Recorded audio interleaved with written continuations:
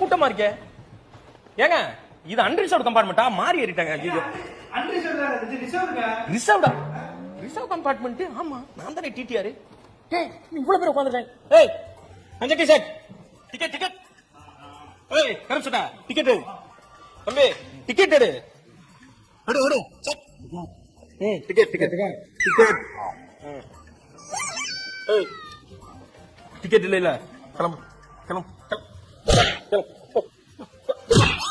வந்துரு வந்து டிக்கெட் எடுக்க வக்கில்ல. என்னது இது?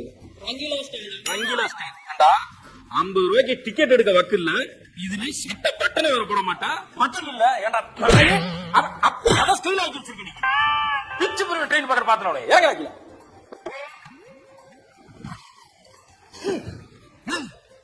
பாம்பா போட்டு பேக்குள்ளே மால குப்பி வைப்பீங்க. ஏச்சு போ